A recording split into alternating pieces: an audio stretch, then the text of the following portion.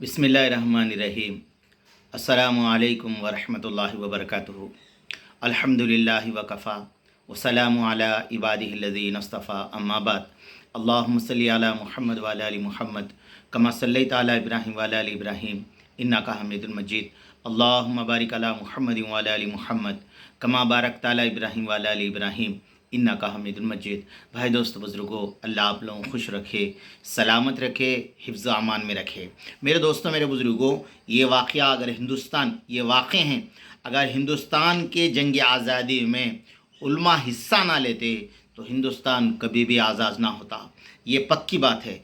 और अगर आज़ाद ना होता, अगर सरक़ील की आज़ादी ना होती, सरक़ील की आज़ादी ना होती तो तहरीक की आज़ादी ना चलती। जब मेरे दोस्तों नारे लगे थे, सरक़ील की आज़ादी ना होती तो तहरीक की आज़ादी ना चलती, तहरीक बालाकोट ना चलता। मेरे दोस्तों, तहरीक बालाकोट ना चलता, तहरीक रेशमी रुमाल ना चलती।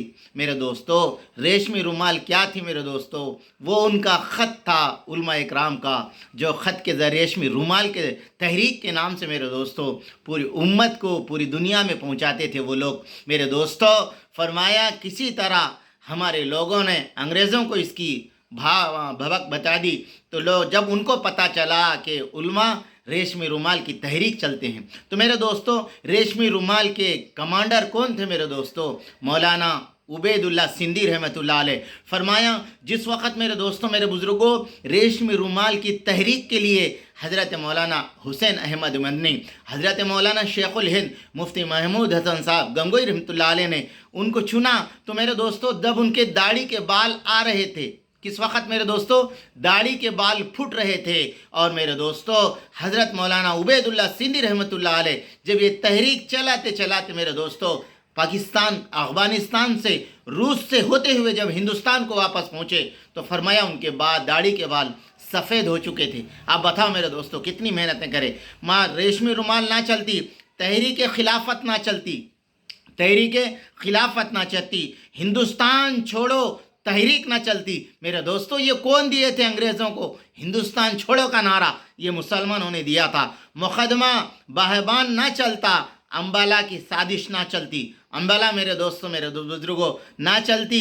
अलगर्ज़ उलमा इकराम ने अपने खून जिगर से आज़ादी के क़बात की और अपनी मुक़द्दस लहू जिगर को सजाया है। और मेरे दोस्तों हज़रत मौलाना मुफ्ती शफ़ी साहब अपना हज़रत मौलाना हुसैन अहमद मदनी को फरमाया पाकिस्तान के अंदर जलसा करने के लिए जाना है। लाहौर के अंदर अंग्रेज़ों की तरफ से ये ऐलान हो गया, अगर कहीं भी मौलाना फरमाया नज़र आएंगे उनको शूट करने का आर्डर था। मेरे दोस्तों हुसैन अहमद मदनी कराची में अपने वक्त में शिरकत की, गोली मार देने का हुक्म था कराची में, और हुसैन अहमद मदनी आगे, मगर लोगों की आंखें हैरत पटी रह गई। ये मुजाहिदीन कफन पर पोश स्टेज पर आया, जलसे की सदारत फरमाई। इन कॉन्फ्रेंस में मौलाना हज़रत अंग्रेज़ों के बुलबुल गोलियों के गुल का नारा किया, लिए फिरते हैं बुलबुल चोंच में गुल, शहीद नाज की तरबियत कहाँ है। रावी कहते हैं जब हज़रत ने ये शेर पढ़ा, लोग जोश में आए, घंटे तक मुसलसिल नारे लगाते रहे। उलमा की कुर्बानी और अपना फतवे के जानिब इशारा करते हुए अंग्रेज़ों के मुखातिब होकर फरमाया, खिलौना समझ कर ना बर्बाद करना, खिलौना समझ के ना बर्बाद करना, हम भी किसी के बनाए हुए हैं। फरंगी फ़ौजे हरमत में हुर्मत के फतवा सरदार के चढ़कर बुल गाए हुए हैं। वो शजर आज़ादी का खुश देकर सेंचा है, फूल को हमने पकाए हुए हैं। रब्बना तक़ब्बल मिन्ना इन्नका अंता समीउल अलीम।